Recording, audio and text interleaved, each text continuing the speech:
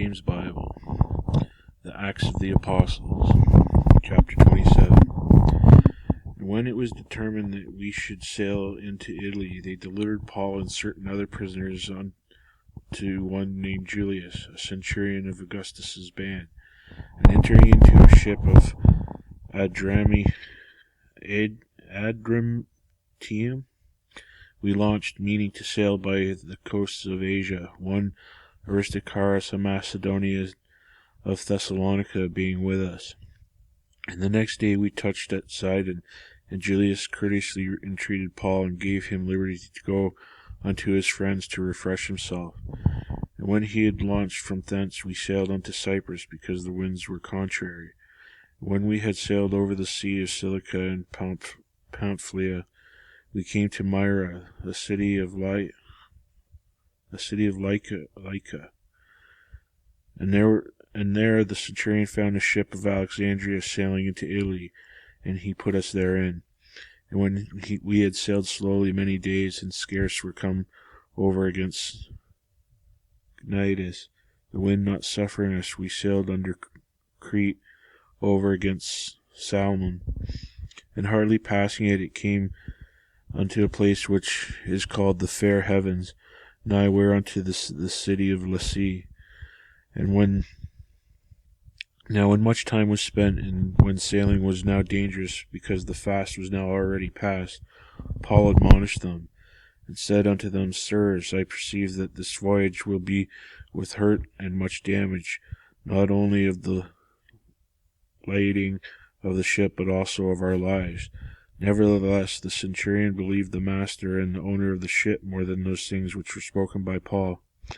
And because the haven was not commodious to winter in, and have part advised to depart thence also, if by any means they might attain the Phoenix, and there to winter, which is a haven of Crete, and lieth toward the southwest and northwest. And when the south wind blew softly, supposing that they had obtained their purpose, loosing thence, they sailed close by Crete. But not long after there arose against the tempestuous wind called Euroclydon. And when the ship was caught and could not bear up into the wind, we let her drive. And running under a certain island which is called Claudia, we had much to work to come by the boat, which when they had taken up, they used helps, undergirding the ship, and fearing lest they should fall into the quicksand, strake sail, and so were driven.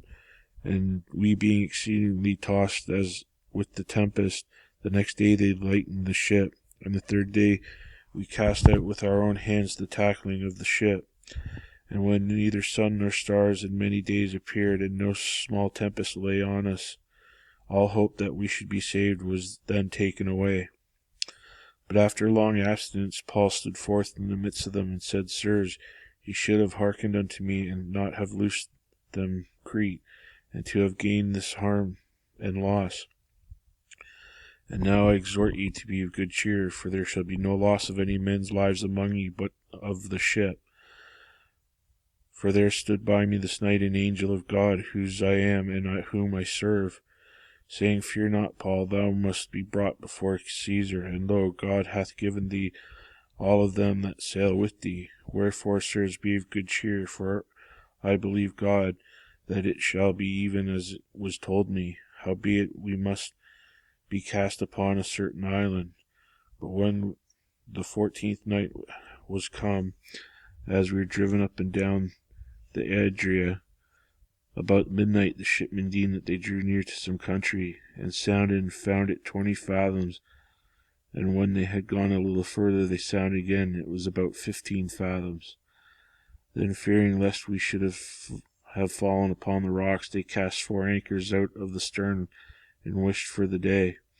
And as the shipmen were about to flee out of the ship, when they had let down the boat unto the sea, under colour as though they have cast anchors out of the foreship, Paul said to the centurion and to the soldiers, Except these abide in the ship, ye cannot be saved.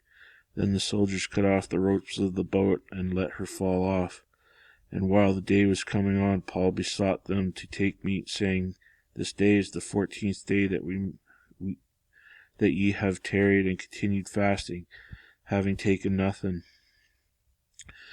Wherefore I pray you to take some meat, for this is for your health, and there shall not be a hair fall from the head of any of you.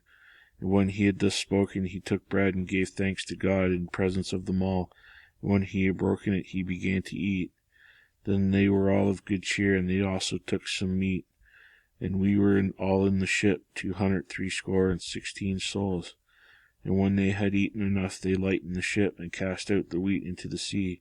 And when it was day, they knew not the land, but they discovered a certain creek with a shore, into the which they were minded, if it were possible, to thrust in the ship.